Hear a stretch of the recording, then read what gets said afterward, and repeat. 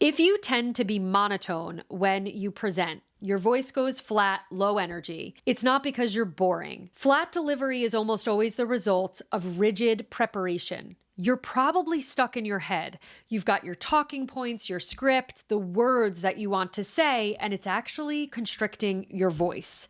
So today, I want to give you one of my favorite preparation exercises for this. It will give you vocal dynamics without forcing any energy. So you don't need to become extroverted all of a sudden if you are a soft-spoken person. And the cool thing is that you're probably seeing this technique everywhere. We're just going to use it for preparation instead of for performance.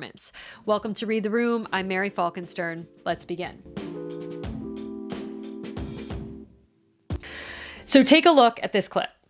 First of all, it's not about you, it's about your audience. And I know what you're thinking. Well, Lo, I don't always feel like filming content. Neither does a bitch, but I do it anyway. Why? Because that's the business I'm in. That's a woman on TikTok, and she's explaining how she went from broke to being a multi-millionaire, and she's doing it while she's making some kind of tea concoction. This is a very smart move for engagement in a casual atmosphere like TikTok. You'll see this on Instagram Reels as well, where somebody's talking while they're chopping vegetables, folding laundry, or making coffee. The reason is because there's dynamic tension. There's a very serious high stakes message paired with a low stakes task.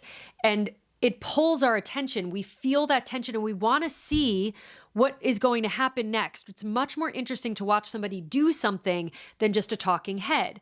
Now, I'm not proposing that you make a smoothie while giving a presentation to an investment committee. But this style of speaking where you're doing a mundane task while you're giving a serious message is incredibly helpful for stress testing your material. So here's what you're going to do. You're going to take a sequential activity. I'm going to show you what this looks like while playing solitaire. You can stack coins, you could arrange books alphabetically, you could build a simple Lego. It needs to be something that keeps your attention, but it's not all consuming. And I'm going to do the activity while I say my big idea in as many different ways that I can. So I'm not trying to lock it down. I'm forming a stronger relationship with my big idea.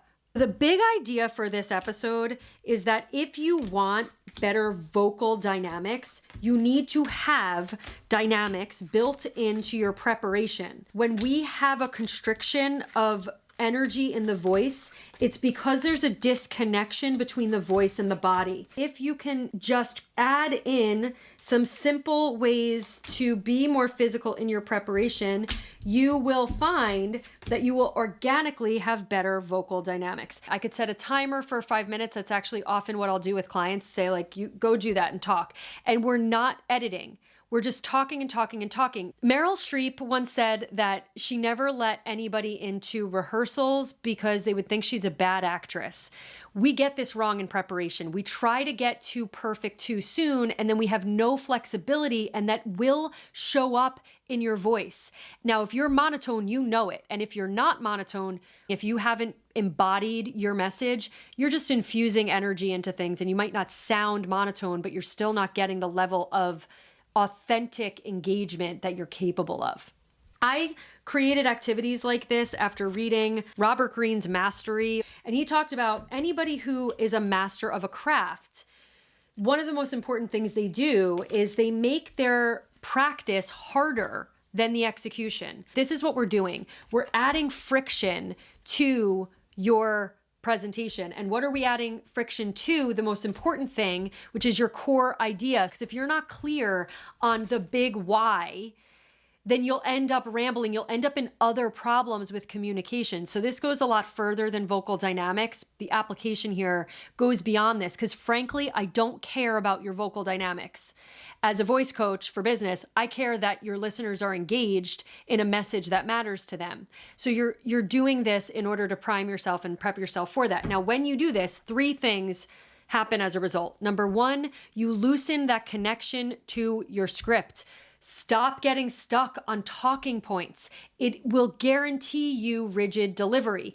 Number 2, you embody your content. Vocabulary isn't stored in your brain like a dictionary. When we are really in command of messaging. We're speaking from experience. And where does experience live? It's in the body and the brain. So we're practicing the coordination between our thoughts and our physicality, which actually gives you better words. You'll have better imagery, and the way you say it will give off signals of experience because you can sense from nonverbal cues that somebody's speaking on their feet and not reading from what they prepared prior. The third thing that will happen, your voice will have dynamics. If you're an introverted, soft-spoken person, when you do this work, you'll have just enough because you're aligned with your message and the body will do the work. You cannot control the tiny muscles of your voice. They're too small. Most of them are involuntary. So the work is to get out of your way, to coordinate the breath with the thought. And then the last thing is we need to put our voice forward here. So if you are somebody who's incredibly soft-spoken and you've been told,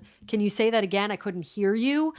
Do this, just do an activity that's more physical. Take a tennis ball and hit it across a wall. You can do basketball layups. You're gonna think this is ridiculous, but a really great way to do it, which will force you to also not take yourself too seriously, is go on YouTube, pull up Danny Go. He does choreographed dances for kids. Put it on mute if you want. Follow his dances while you practice your big ideas over and over and over again. Add this into your preparation for 5 minutes and see what happens. I would love to hear what opens up for you.